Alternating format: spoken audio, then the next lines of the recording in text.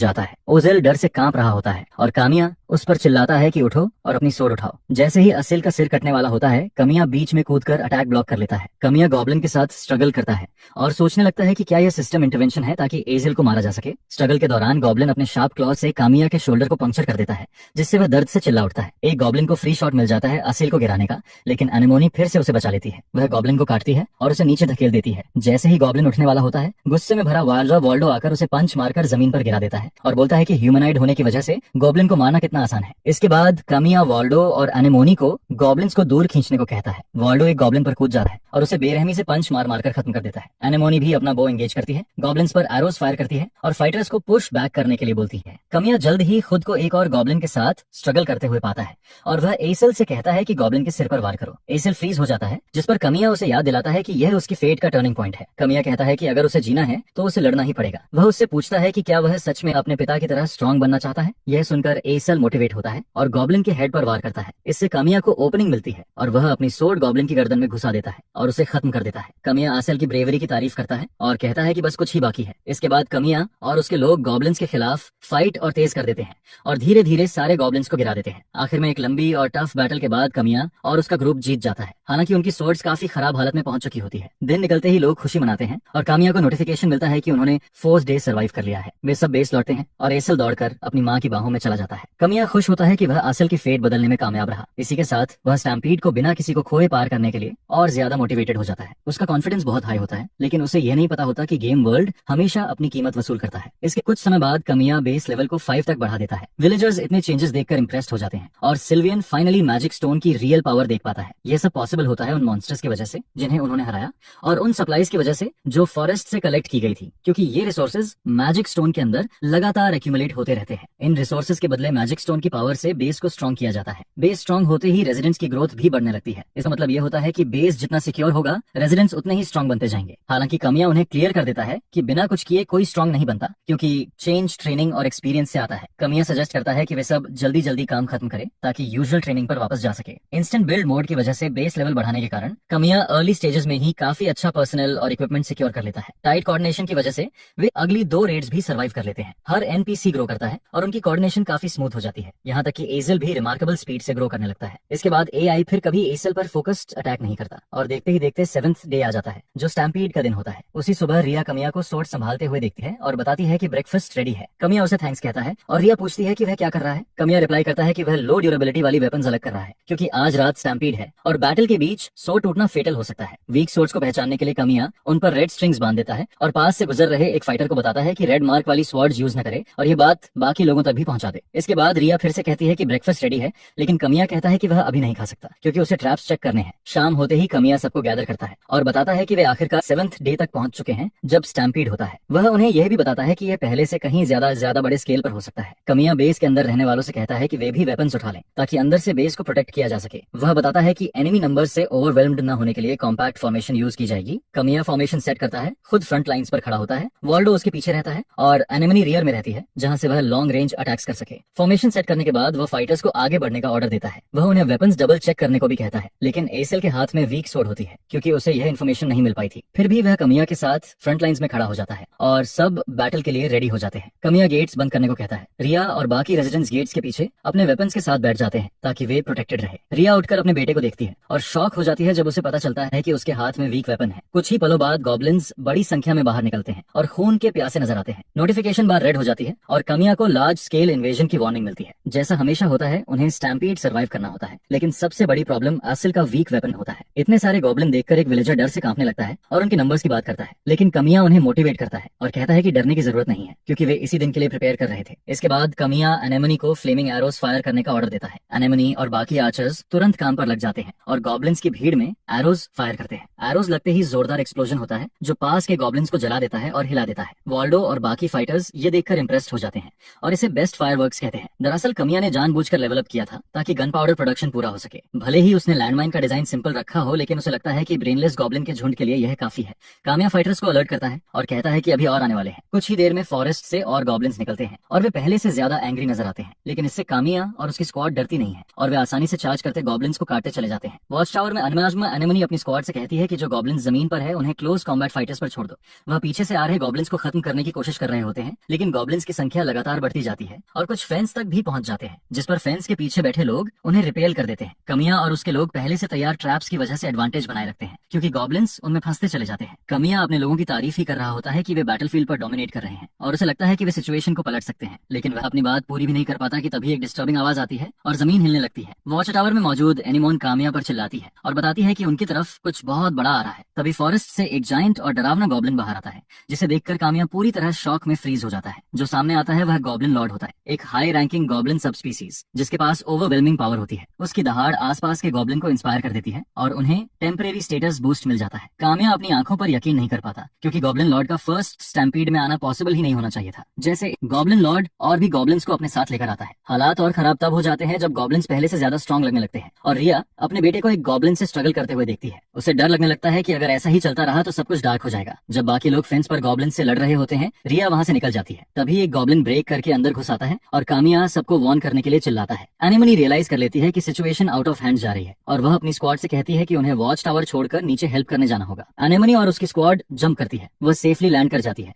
लेकिन स्क्वाड का एक मेंबर रफ लैंडिंग की वजह से हर्ट हो जाता है। वह दर्द से चिल्लाता है और एनेमोनी उसे ड्रैग करके फेंस के पीछे ले जाती है ताकि उसे हेल्प मिल सके। वह ये कर ही रही होती है कि तभी रिया एक सोर्ड हाथ में लेकर उसके पास से दौड़ती हुई निकल जाती है। एनेमोनी जोर से चिल्लाती है और उससे पूछती है कि वह कहाँ जा रही है, क्योंकि वह सीधे फ्रंट लाइंस की तरफ बढ़ रही होती है। रिया ज्यादा दूर भी नहीं जाती कि उसका सामना एक गॉब्लिन से हो जाता है। वह डर से फ्रीज हो जाती है और गॉब्लिन उसे मारने ही वाला होता है कि तभी एनेमोनी का प्रिसाइज एरो गॉब्लिन के हेड में लग जाता है। एनेमोनी रिया के पास जाती है और गुस्से में पूछती है कि वह आखिर कर क्या रही थी। रिया बताती है कि उसे एजेल को यह सोड देनी है, क्योंकि उसके करंट वेपन की ड्यूरेबिलिटी बिल्कुल ट्रैश है। यह सुनकर एनेमोनी शॉक हो जाती है और तुरंत अपनी स्क्वाड को फॉल बैक करने का ऑर्डर देती है, क्योंकि वह खुद फ्रंट लाइंस पर जाने वाली होती है। एनेमोनी रिया से कहती है कि वह आगे बढ़ती रहे और वह खुद गॉब्लिन्स को रोक लेगी। गॉब्लिन्स के बीच से दौड़ते हुए एनेमोनी एरोज से अपना रास्ता कवर करती है ताकि गॉब्लिन्स उसके पास ना आ सके। कुछ ही देर में एनेमोनी फेंस तक वापस पहुंचती है और फेंस पर खड़े होकर बैटलफील्ड को देखते हुए रियलाइज करती है कि हालात अब और भी ज्यादा खराब होने वाले हैं। फ्रंट लाइन पर मौजूद लोग पहले ही स्ट्रगल कर रहे होते हैं, क्योंकि उन्हें यह एक्सपेक्ट नहीं था कि गॉब्लिन्स अचानक से इतना स्ट्रांग हो जाएंगे। तब कामिया सबको बताता है कि उनकी सारी प्रॉब्लम्स की वजह गॉब्लिन लॉर्ड है। कामिया खुद भी सरप्राइज होता है कि डे 7 के स्टैम्पीड में इतना हाई लेवल गॉब्लिन दिख रहा है। कुछ फाइटर्स खुद को गॉब्लिन लॉर्ड के सामने खड़ा पाते हैं। गॉब्लिन लॉर्ड अपना वेपन उठाता है और उन्हें कुचलने के लिए रेडी हो जाता है। वे शील्ड्स उठाकर अटैक ब्लॉक करने की कोशिश करते हैं, लेकिन गॉब्लिन लॉर्ड का हिट इतना पावरफुल होता है कि पास के गॉब्लिन्स भी कुचल जाते हैं। इस अटैक से कुछ फाइटर्स पीछे की तरफ उड़ जाते हैं और कामिया उनसे पूछता है कि क्या वे अभी भी खड़े हो सकते हैं। सरप्राइजिंगली एजल और एक और फाइटर कामिया को सपोर्ट करने आगे आते हैं। गॉब्लिन लॉर्ड एक और अटैक प्रिपेयर करता है और अपनी बड़ी मेस कमिया की तरफ स्विंग करता है। जैसे ही अटैक लगने वाला होता है, कमिया के दिमाग में कुछ क्लिक करता है और वह सबको सरप्राइज करते हुए उस अटैक को पैरी कर देता है। कमिया यह देखकर खुशी से भर जाता है, क्योंकि गेम में यह मैकेनिक नॉर्मल है, लेकिन असल में ऐसा करना बेहद टेरिफाइंग फील होता है। गॉब्लिन लॉर्ड को इसका असर महसूस होता है और यह उसे और ज्यादा गुस्सा दिला देता है। वह जोर से दहाड़ता है ताकि उसके सब और नर्डिनेट्स फ्रंट लाइंस पर आ जाए। आसेल और बाकी लोग तुरंत आगे आकर कामिया को प्रोटेक्ट करते हैं और उससे कहते हैं कि गॉब्लिन लॉर्ड को उसी के भरोसे छोड़ रहे हैं। वे कामिया से कहते हैं कि जल्दी इसे खत्म करे,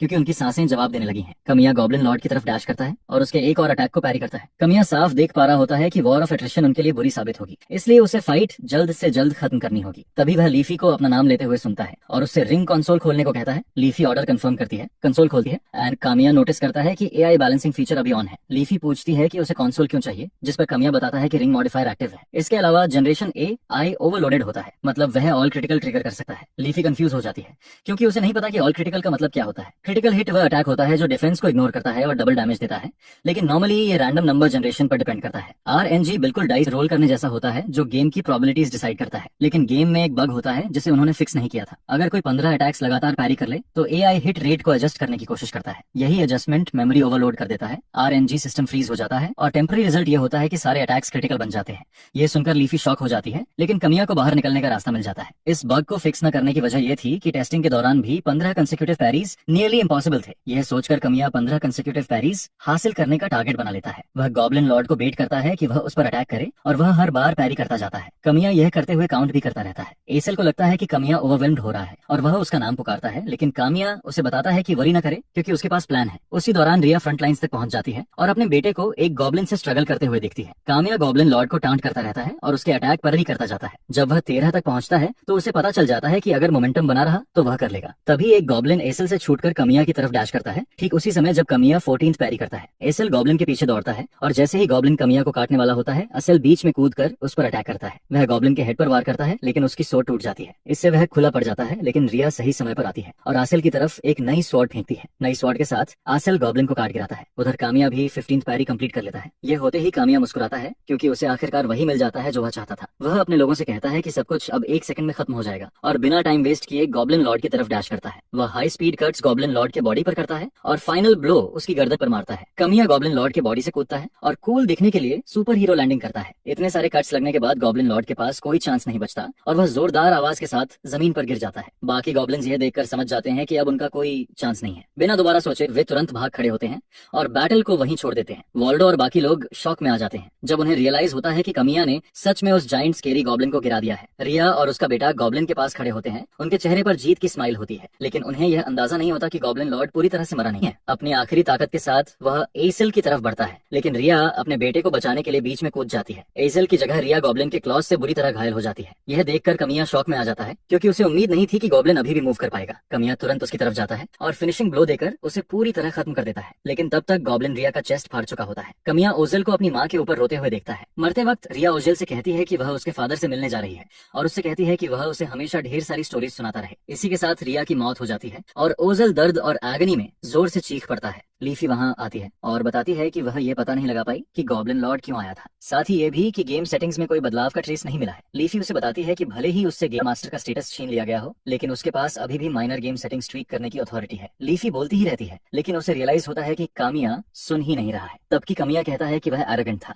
क्योंकि वही गेम का क्रिएटर था और उसे लगता था कि वह गेम के बारे में सब कुछ जानता है। इसी कॉन्फिडेंस की वजह से उसे लगा कि वह हर सिचुएशन हैंडल कर सकता है। आखिर में वह रिया की डेथ के लिए खुद को ब्लेम करता है क्योंकि उसे मरना ही नहीं चाहिए था। लीफी उसे कंफर्ट करने की कोशिश करती है और कहती है कि अगर उसकी ब्रिलियंस ना होती तो पूरा बेस वाइप आउट हो गया होता। लीफी उसे याद दिलाती है कि जो एनपीसीज अभी जिंदा है वह सब उसी की वजह से है। कामिया मानता है कि वह जिंदा है, लेकिन साथ ही वह यह भी सोचता है कि उन्हें सफर कराने का जिम्मेदार भी वही है क्योंकि उसने ही उन्हें क्रिएट किया है। इन सबसे ओवरवेल्म्ड होकर कामिया दूर चला जाता है और लीफी से कहता है कि उसे थोड़ी देर अकेला रहना है। कुछ देर बाद एनेमोनी उसे वहां बैठा हुआ ढूंढ लेती है। वह उससे पूछती है कि वह क्या कर रहा है, लेकिन कामिया जवाब देने से मना कर देता है। एनेमोनी अपना बो उठाती है और ऊपर उड़ते हुए एक बर्ड को शूट कर गिरा देती है। यह देखकर कामिया शॉक हो जाता है। एनेमोनी उसे समझाती है कि इस वर्ल्ड में सर्वाइव करने के लिए लोग अपनी जान दांव पर लगाते हैं। वह कहती है कि कभी वे दूसरों की जान लेते हैं और कभी उनकी अपनी जान चली जाती है, लेकिन उसके हिसाब से इसमें किसी की गलती नहीं है क्योंकि यही रियलिटी है। कामिया आर्ग्यू करना चाहता है, लेकिन उसे सही वर्ड्स नहीं मिलते। एनेमोनी रियलाइज कर लेती है कि वह अभी भी टूटा हुआ है और उसे फॉलो करने को कहती है क्योंकि वह उसे कुछ दिखाना चाहती है। वह उसे ट्रेनिंग ग्राउंड ले जाती है जहाँ सरप्राइजिंगली असिल पहले से ट्रेनिंग कर रहा होता है। असल में वह काफी मेहनत कर रहा होता है और वह ऐसा नहीं लगता कि उसने अभी अभी अपनी माँ खोई है। एनेमोनी कामिया को बताती है कि एसिल फ्यूनरल के बाद से ही ट्रेनिंग ग्राउंड पर है। यह सुनकर कामिया शॉक हो जाता है। एनेमोनी उसे बताती है कि असिल पहले ही कह चुका है कि वह अपनी माँ को सुनाने के लिए ढेर सारी स्टोरीज बनाना चाहता है और इसी वजह से वह स्ट्रांग बनने के लिए डिटरमिन्ड है। तभी असिल के साथ ट्रेनिंग कर रहा एक आदमी थक जाता है और ब्रेक मांगता है। असिल मुड़ता है और कामिया को देखकर शॉक हो जाता है। फिर वह दौड़कर उसके पास आता है और चेहरे पर स्माइल के साथ कामिया से स्पार करने को कहता है। असिल कामिया से कहता है कि वह स्ट्रांग बनना चाहता है ताकि वह अपनी माँ को सुनाने के लिए ढेर सारी स्टोरीज बना सके। इसी वजह से वह अभी हार मानने को तैयार नहीं है। असिल की बातें कामिया के दिल तक पहुंच जाती है और वह मान जाता है कि वह सही है। कामिया एक सोड उठाता है और असिल से कहता है कि वह उसके सामने हाथ हल्का नहीं रखेगा। असिल चैलेंज के लिए रेडी होता है और कामिया की तरफ डैश करता है। यहाँ कामिया फाइनली रियलाइज करता है कि एनपीसीएस सच में लाइव है और वे उससे कहीं ज्यादा स्ट्रेंथ के साथ जी रहे हैं जितना उसने कभी इमेजिन किया था। इसी रियलाइजेशन के साथ कामिया डिसाइड करता है कि वह उनके रास्ते में रुकावट नहीं बनेगा। वह सोचता है कि उसे उन्हें ऐसी लाइफ दिखानी है जिस पर वे प्राउड फील कर सके। कुछ समय बाद फॉरेस्ट में बेस के पास दो ड्वार्फ्स दिखते हैं, एक मास्टर और उसका अप्रेंटिस। मास्टर जमीन पर पड़ी एक मुड़ी हुई एरो उठाता है और अपने अप्रेंटिस को बताता है कि उसे एरो में माना के ट्रेसेस महसूस हो रहे हैं,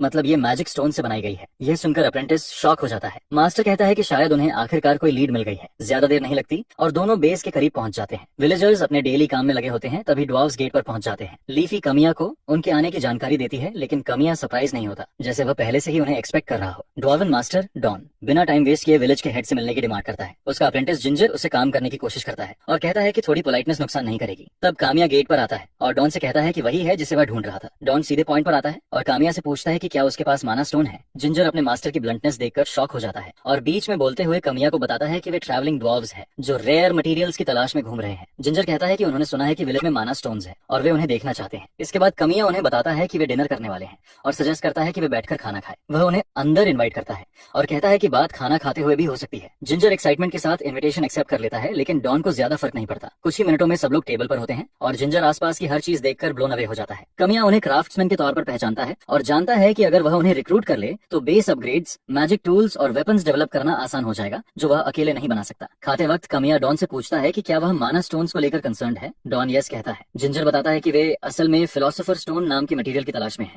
फिलोसोफर स्टोन को मिथ माना जाता है, लेकिन ज्यादातर लोग मानते हैं कि वह एग्जिस्ट करती है। आज भी कुछ वेपन्स मौजूद हैं जिनके बारे में कहा जाता है कि वे उसी स्टोन से बने हैं, लेकिन इतने सालों से जिंदा ड्वार्व्स में से किसी ने भी फिलोसोफर स्टोन नहीं देखी है। जिंजर कहता है कि क्राफ्ट्समैन होने के नाते ये अल्टीमेट रेयर मटेरियल है जिसे वे पाना चाहते हैं। कमिया के दिमाग में होता है कि सेज की बुक में फिलोसोफर स्टोन का आइटम मौजूद है, लेकिन वह special high level red quest का रिवॉर्ड है जिसे नॉर्मल गेम प्ले से पाना इम्पॉसिबल है। बेसिकली इस स्टोन तक पहुंच सिर्फ कमिया के पास है। ये स्टोन सिर्फ माना नहीं है, बल्कि पावर के बीच का रिलेशनशिप है। कमिया कहता है कि वह माना स्टोन में कुछ भी छुपा नहीं रहा है, लेकिन हर चीज के पीछे एक रीजन है। इसके बाद कमिया फिर से दोनों से पूछता है कि क्या वे स्टोन देखना चाहते हैं। वह यह भी बताता है कि रॉ माना और तक इनक्रेडिबली रेयर होता है।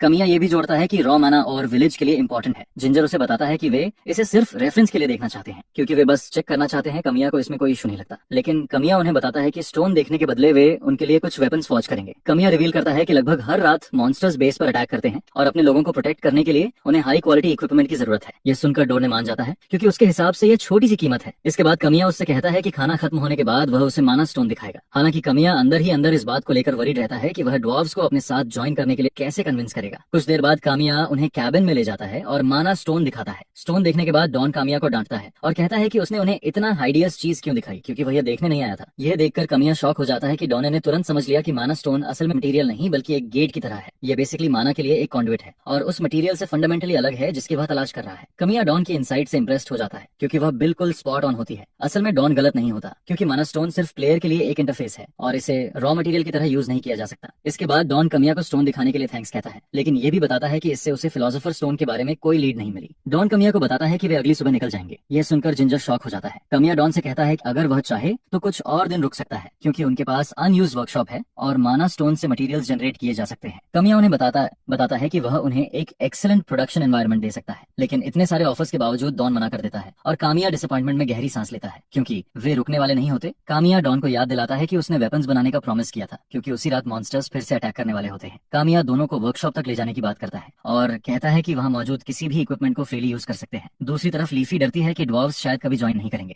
कमिया उससे एग्री करता है और कहता है कि डॉन का दिल फिलोसोफर स्टोन पर टिका हुआ है और उससे कम कुछ भी उसे रोक नहीं पाएगा। लेकिन कमिया जानता है कि जिंजर अभी यंग और हंग्री है। एक क्राफ्ट्समैन के तौर पर वह जरूर देखना चाहता होगा कि लोग उसके काम पर कैसे रिएक्ट करते हैं और उसकी स्किल्स कितना इम्पैक्ट डाल सकती है। कमिया कहता है कि वह ये फीलिंग समझता है, क्योंकि जब उसने गेम्स बनाना शुरू किया था तब वह भी ऐसा ही महसूस करता था। कमिया मानता है कि अगर जिंजर ने देख लिया कि विलेज में वह सच में अपना पोटेंशियल फुलफिल कर सकता है तो वह रुक सकता है। उसी रात मॉन्स्टर्स विलेज पर अटैक करते हैं और जिंजर शॉक हो जाता है जब वह देखता है कि मॉन्स्टर्स सच में हमला कर रहे हैं। बैटल के दौरान आर्चर्स रीइंफोर्स्ड एरो हेड्स की तारीफ करते हैं, क्योंकि उनकी पियर्सिंग पावर काफी ज्यादा होती है। जिंजर यह सुनकर कहता है कि अगर उसके पास और टाइम होता तो वह एक्यूरेसी और बेहतर कर सकता था, लेकिन आर्चर्स उसे बताते हैं कि वे ग्रेटफुल हैं, क्योंकि जो उसने किया वह काफी है। उसी दौरान जिंजर नोटिस करता है कि वॉल्डो सोर्ड के साथ कितना अच्छा है और उसके मूवमेंट्स देखकर वह सोचता है कि उसके जैसे बड़े आदमी के लिए ग्रेट सोर्ड ज्यादा सही रहेगी। जिंजर यह भी नोटिस करता है कि अगर एजल के वेपन का सेंटर ऑफ ग्रेविटी एडजस्ट किया जाए तो वह और बेहतर फाइटर बन सकता है। वह इन सब इंप्रूवमेंट्स को इमेजिन करता रहता है। उसका मास्टर यह सब चुपचाप देख रहा होता है और साफ समझ जाता है कि जिंजर का दिल धीरे धीरे यहाँ बंध रहा है। बैटल के बीच लीफी कमिया से पूछती है कि क्या उसे लगता है जिंजर सच में ज्वाइन करेगा। कमिया कहता है कि सिर्फ वर्ड्स शायद उसे कन्विंस करने के लिए इनफ नहीं होंगे, लेकिन जिस तरह से जिंजर चीजों को देख रहा है उससे लगता है कि वह पहले ही एंजॉय करने लगा है। अगली सुबह जिंजर वर्कशॉप से बाहर आता है, जाने की तैयारी में होता है। तभी एक विलेजर उसके पास से गुजरते हुए उसे पिछली रात की हेल्प के लिए थैंक्स करता है। फिर एक और विलेजर आता है और बताता है कि जिंजर की वजह से वे एनमिस को आसानी से हरा पाए। जिंजर स्माइल करता है और कहता है कि उसे खुशी है कि वह काम आ सका। वॉल्डो और एजिल भी आते हैं और जिंजर को बताते हैं कि उसने जो सोर्ड बनाई थी वह इनक्रेडिबल और बहुत शार्प थी। असल जिंजर को यह भी थैंक्स करता है कि उसने उसकी सोर्ड एडजस्ट की, जिससे उसे स्विंग करना आसान हो गया है। वॉल्डो मजाक में जिंजर की पीठ थपथपाता है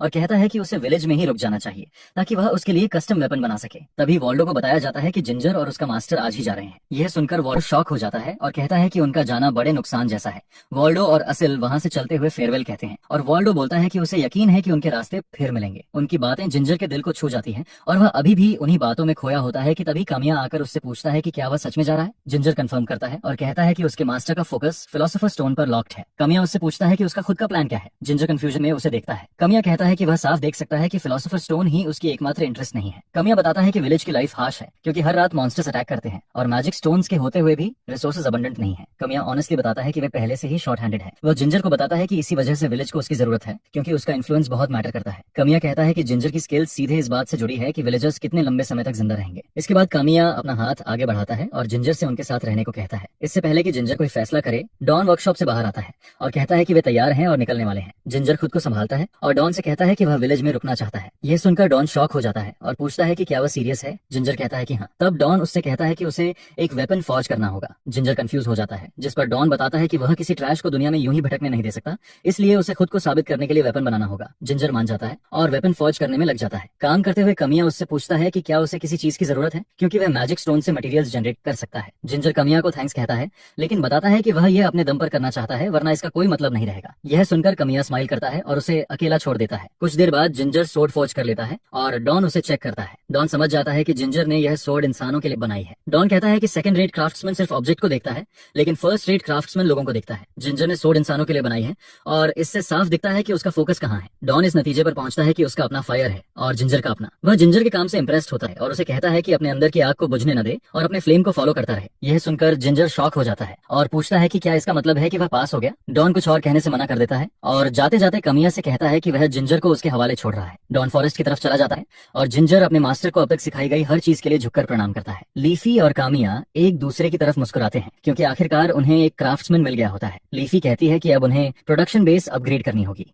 कमिया उसकी बात से एग्री करता है और कहता है कि अब बेस लेवल बढ़ाने का समय आ गया है। कमिया तुरंत बेस लेवल को 8 तक इंक्रीज कर देता है और जिंजर पूरी तरह से ब्लोन अवे हो जाता है, क्योंकि यह स्टोन की पावर देखने का उसका पहला एक्सपीरियंस होता है। बेस लेवल बढ़ते ही आउटर वॉल्स और वर्कशॉप को भी अपग्रेड्स मिल जाते हैं। जिंजर वर्कशॉप में जाता है और वहाँ का नजारा देखकर हैरान रह जाता है। कमिया उसे बताता है कि यह वर्कशॉप अब उसके लिए है और वह इसे जैसे चाहे वैसे यूज कर सकता है। जिंजर इसके लिए कमिया को थैंक्स कहता है और बताता है कि उसके दिमाग में बहुत कुछ है जिसे वह ट्राई करना चाहता है। वर्कशॉप से बाहर आने के बाद कमिया लीफी से कहता है कि आने वाली लड़ाइयों को देखते हुए जिंजर को रिक्रूट करना बहुत बड़ी जीत है। कमिया बताता है कि उनके इक्विपमेंट की हालत खराब है और यहीं जिंजर काम आता है। बेस लेवल अप होने से मैजिक स्टोन की रिसोर्स स्टोरेज कैपेसिटी भी बढ़ जाती है। कमिया फिर कहता है कि आने वाली बैटल्स में वह माना एक्यूमुलेट करना चाहता है। दरअसल कमिया और लीफी बेस लेवल 8 पर पहुंचते ही एक पर्टिकुलर फीमेल कैरेक्टर की उम्मीद कर रहे होते हैं। जिंजर के ज्वाइन करने से इक्विपमेंट की क्वालिटी काफी इंप्रूव हो जाती है और विलेज बैटल्स में एनिमीज को आसानी से हरा देता है, जिससे कॉम्बैट में हिस्सा लेने वाले विलेजर्स पर बर्डन कम हो जाता है। यह भी पता चलता है कि जिंजर वॉच टावर में एनिमोनी के लिए सपोर्ट रोल निभा रहा है। नेक्स्ट स्टैम्पीड तक अभी 3 दिन बाकी होते हैं और कामिया जानता है कि उन्हें जल्दी से जल्दी अपनी पोजीशन स्ट्रॉन्ग करनी होगी। 11वें दिन को जिंजर विलेजर्स को गैदर करता है, क्योंकि वह उन्हें कुछ दिखाना चाहता है। विलेजर्स सामने पड़े क्ले के ढेर को देखकर शॉक हो जाते हैं। जिंजर उन्हें बताता है कि वे असल में गोलम्स हैं। जिंजर एक्सप्लेन करता है कि ये मैजिक से चलने वाली डॉल्स होती हैं जो अपने आप मूव करती हैं। गोलम्स बेसिकली सपोर्ट आइटम्स होते हैं जो एनपीसीएस के साथ बैटल में हिस्सा ले सकते हैं और उसी रोल को फुलफिल करते हैं जो उनका मास्टर होता है। अगर गोलम का मास्टर सोर्ड्समैन हो तो वह सोर्ड यूज करता है और अगर आर्चर हो तो वह बो हैंडल करता है। उनके स्टैट्स अपने मास्टर्स का डिग्रेडेड वर्जन होते हैं, लेकिन यूनिट नंबर्स फिल करने के लिए काफी यूजफुल रहते हैं। जिंजर बताता है कि वह हमेशा से गोलम बनाना चाहता था और मैजिक स्टोन के इतने पास होने की वजह से अब वह उन्हें मूव करा पा रहा है। एनेमोनी क्यूरियस हो जाती है और जिंजर से पूछती है कि क्या गोलम सच में मूव कर सकता है। जिंजर बताता है कि एक बार मास्टर सेट हो जाए तो वह उसी इंसान की तरह फाइट करता है, बस उसकी एबिलिटीज थोड़ी कम होती है। एक विलेजर पूछता है कि क्या गोलम्स चोर्स में भी हेल्प कर सकते हैं। जिंजर हाँ में जवाब देता है और कंफर्म करता है कि गोलम से कुछ भी कराया जा सकता है। अचानक गोलम्स की आंखें चमकने लगती हैं और जिंजर सरप्राइज हो जाता है कि गोलम्स रिएक्ट कर रहे हैं। वह सोचता है कि शायद पास में माना का कोई और सोर्स है। तब एक विलेजर चिल्लाकर सबको बताता है कि कोई आ रहा है। थोड़ी देर में एक अजीब सा व्यक्ति गेट पर पहुंचता है और हुड हटाते ही वह एक एल्फ निकलती है। चेहरे पर ब्राइट स्माइल के साथ वह खुद को यूलिशिया वाइवॉल्ड इंट्रोड्यूस करती है और सबको शॉक करते हुए बताती है कि वह विलेज के लीडर को ड्यूअल के लिए चैलेंज करने आई है। पता चलता है कि यूलिया व्हाइट फॉरेस्ट की क्वीन की बेटी है। कमिया पूरी तरह सरप्राइज नहीं होता, क्योंकि इसका मतलब होता है कि उसने उलिया को ब्रिंग करने की कंडीशंस पूरी कर ली है। कमिया आगे बढ़कर बताता है कि वही विलेज का लीडर है। उलिया कमिया से कहती है कि अगर वह हार गया तो उसे विलेज का लीडर बनाना होगा। उलिया कमिया को अश्योर करती है कि उसे चिंता करने की जरूरत नहीं है, क्योंकि वह विलेज को जरूर डेवलप करेगी। यह सुनकर कमिया मुस्कुराता है और उलिया से पूछता है कि अगर वह खुद हार गई तो क्या दांव पर लगाएगी। उलिया आर्ग्यू करती है कि वह हार नहीं सकती, लेकिन फेयरनेस के लिए कहती है कि अगर वह हार गई तो कमिया उससे जो चाहे करवा सकता है। कमिया उससे पूछता है कि क्या वह अपने वर्ड से पीछे नहीं हटेगी। उलिया अपनी माँ की कसम खाकर कहती है कि वह अपने वर्ड से पीछे नहीं हटेगी। उसकी कॉन्फिडेंस लीफी को वरीड कर देती है, लेकिन कामिया एक मैन की तरह मजबूत खड़ा रहता है और ड्यूअल के लिए रेडी हो जाता है। ड्यूअल की तैयारी के दौरान विलेजर्स फेंस के पीछे हट जाते हैं ताकि वे बैटल में न फंस जाए। सिल्वियन जो वाइन की बोतल एंजॉय कर रहा होता है पूछता है कि यह उलिया कौन है। जिंजर बताता है कि वह व्हाइट फॉरेस्ट क्लैन की एल्फ है और वे काफी रिक्लूसिव होते हैं, इसलिए बाहर की दुनिया में कम निकलते हैं। वॉल्डो जोर से हंसता है जब उसे उलिया की विलेज हेड बनने वाली बात याद आती है, क्योंकि ये सिचुएशन स्ट्रॉन्गेस्ट के चीफ बनने जैसी होती है। सब कुछ रेडी होने पर कमिया उलिशिया से कहता है कि जैसे ही वह सिक्का जमीन पर फेंकेगा ड्यूअल शुरू हो जाएगा। कमिया सिक्का फेंकता है और कॉइन के जमीन पर गिरते ही यूलिशिया कमिया पर विंड अटैक फेंक देती है। सरप्राइजिंगली कमिया उसे डॉज कर लेता है। विलेजर्स शॉक और ऑ में रह जाते हैं, क्योंकि उन्हें समझ ही नहीं आता कि क्या हुआ। ये उनका ऐसा अटैक देखने का पहला मौका होता है। जिंजर उन्हें बताता है कि यूलिया ने अटैक मैजिक यूज किया है और देखने से लगता है कि वह इसमें काफी कॉम्पिटेंट है। विलेजर्स वरीड हो जाते हैं कि कमिया ट्रबल में पड़ सकता है, लेकिन ओलिया इंप्रेस्ड होती है कि वह अभी तक होल्ड कर पा रहा है। ओलिया अपने अटैक्स का टेम्पो बढ़ा देती है ताकि देख सके कि कमिया कितना विथस्टैंड कर सकता है। फिर भी कमिया उसके हर अटैक को डॉज करता रहता है। असल में ओलिया एक नूब किलर कैरेक्टर है। उसकी विंड मैजिक की पावर ओवरवेलमिंग होती है क्योंकि उसे देख पाना मुश्किल होता है। अगर कोई प्लेयर उसके अटैक्स की स्ट्रेटेजी समझने में फेल हो जाए तो वह जरूर हार जाएगा और उसे रिक्रूट करने का चांस भी खो देगा। लेकिन कमिया कॉन्फिडेंट रहता है क्योंकि वह उसकी वॉन्ड स्विंग्स देखकर ही उसके अटैक्स रीड कर सकता है। तभी ओलिया का एक अटैक सीधा कमिया की तरफ आता है और वह उसे अपने शील्ड से ब्लॉक कर लेता है। यह देखकर ओलिया शॉक हो जाती है क्योंकि उसने पहली बार ऐसा कुछ देखा होता है। दरअसल उसके अटैक्स फ्लैश और ब्लड मॉन्स्टर्स पर काम करते हैं, लेकिन जिंजर द्वारा फॉर्ज्ड आयरन शील्ड को पेनिट्रेट नहीं कर पाते। जब यूलिशिया खुद को संभालने की कोशिश कर रही होती है, कमिया उसके पास पहुंच जाता है। जैसे ही वह उस पर वार करने वाला होता है, वह विंड मैजिक की मदद से हवा में कूद जाती है। विलेजर्स ये देखकर पूरी तरह ब्लोन अवे हो जाते हैं और विश करने लगते हैं कि काश वे भी यूलिशिया की तरह उड़ पाते। हवा में रहते हुए यूलिशिया एक हाई लेवल स्पेल प्रिपेयर करती है और कमिया जानता है कि अगर यह उस पर लगा तो फेटल होगा। फिर भी कमिया उसकी तरफ दौड़ता रहता है। यूलिशिया उसे उसके डेथ की तरफ भागने के लिए मजाक उड़ाती है, लेकिन उसे नहीं पता होता कि कमिया उसके लिए कुछ प्लान कर रहा है। स्पेल पूरा होते ही यूलिशिया उसे कमिया की तरफ फेंकती है, लेकिन स्पेल अचानक डिसॉल्व हो जाता है और वह शॉक में रह जाती है। इससे पहले कि वह खुद को संभाल पाए, कमिया स्लिंग से उसे नीचे खींच लेता है। कमिया उसे पास घसीटता है और सोर्ड उसकी तरफ तान देता है ताकि वह समझ जाए कि वह हार चुकी है। कमिया उसे बताता है कि उसकी हाई लेवल मैजिक इसलिए काम नहीं की क्योंकि एरिया में मैजिक स्टोन लेवल बहुत लो है। इसका मतलब ये होता है कि एनवायरमेंट में हाई लेवल मैजिक सस्टेन करने की कैपेसिटी ही नहीं है। ओलिया नीचे पड़ी होती है और हिल नहीं पाती, इसलिए कामिया इसे अपनी जीत मान लेता है। ओलिया भी मान लेती है कि वह हार गई है, लेकिन वह कंफ्यूज्ड और शॉक्ड रहती है कि वह ऐसे इंसान से हार गई जो मैजिक भी यूज नहीं करता। कमिया उसे उसकी प्रॉमिस याद दिलाता है और ये रियलाइज करते ही ओलिया ऑलमोस्ट फेंट हो जाती है कि अब उसे कमिया की हर बात माननी पड़ेगी। जैसा एक्सपेक्टेड था, कमिया उससे ग्रुप ज्वाइन करने को कहता है और उसके पास इसे एक्सेप्ट करने के अलावा कोई ऑप्शन नहीं रहता। कमिया उसे ये भी कहता है कि बैटल के बाद जो मैस हुआ है उसे साफ करे क्योंकि उसी ने सब कुछ तोड़ा है। लीफी फिर बोलती है कि ओलिया का उनके साथ होना एक बोनस है क्योंकि वह एक मेज है और कमिया भी इससे एग्री करता है। ओलिया के साथ होने पर कमिया सजेस्ट करता है कि उस रात कुछ नए टैक्टिक्स टेस्ट किए जाए। बाद में कमिया और स्कॉट फॉरेस्ट की तरफ जाते हैं और वुड से गुजरते वक्त कमिया लीफी से पूछता है कि क्या उसे रियल वर्ल्ड में क्या चल रहा है उसकी कोई आइडिया है। लीफी जवाब देती है कि वह जहाँ है वहाँ से रियल वर्ल्ड देख नहीं सकती, वह बस इतना जानती है कि गेम मास्टर बदल दिया गया है। कमिया बताता है कि गेम मास्टर चेंज होने की वजह से ही गेम के कुछ पार्ट्स गलत डायरेक्शन में जा रहे हैं। कमिया लीफी से कहता है कि वह जितनी जल्दी हो सके लेवल 100 तक पहुंचने के लिए डिटर्मिन्ड है। लीफी उससे पूछती है कि उसे लेवल 100 क्यों चाहिए। कमिया बताता है कि जैसे ही वह लेवल 100 में एंटर करेगा वह टावर में जा सकेगा। कमिया उसे बताता है कि डेवलपर मोड में होने के बावजूद उसकी पावर्स की लिमिट्स है, उस टावर तक पहुंचना जरूरी है क्योंकि उसे पावर चाहिए। अचानक ओलिया उसे रोकती है और पूछती है कि उन्हें और कितना चलना है। कमिया कहता है कि जब तक मॉन्स्टर्स नहीं मिलते तब तक चलते रहेंगे। असल में कमिया रात की बैटल से पहले ओलिया की मैजिक और गोलम्स को टेस्ट करना चाहता है। कमिया उससे पूछता है कि वह कितनी मैजिक यूज कर सकती है। यूलिया विंड मैजिक और दूसरे एलिमेंट्स के बारे में बोलने लगती है। कमिया फिर पूछता है कि इस एरिया में वह एक्चुअली कितनी मैजिक यूज कर सकती है। थोड़ा ऑकवर्ड होकर वह मानती है कि वह बस कुछ विंड बेस्ड अटैक स्पेल्स और मूवमेंट सपोर्ट टाइप मैजिक ही यूज कर सकती है। कमिया की नजर देखकर वह बताती है कि लो ग्रेड माना स्टोन्स की वजह से वह वीक है और हाई ग्रेड स्टोन्स के साथ वह ज्यादा कर सकती है। कमिया उसे कहता है कि वह उसे ब्लेम नहीं कर रहा, बस चाहता है कि वह अपनी लिमिट्स और यूजेबल मैजिक अच्छे से समझे ताकि वह पहले जैसी गलती न करे। जिंजर कमिया से पूछता है कि क्या उसका प्लान ओलिया को गोलम्स के साथ पेयर करने का है। कमिया हाँ कहता है क्योंकि उनके पास और कोई मैजिक यूज करने वाला रेजिडेंट नहीं है। कमिया समझता है कि गोलम्स को मैजिक फायर पावर के साथ अलाइन करने से टैक्टिक्स ज्यादा ब्रॉड हो जाएंगे। वह सजेस्ट करता है कि यूलिशिया को गोलम का मास्टर सेट किया जाए ताकि गोलम उसी की तरह मैजिक यूज कर सके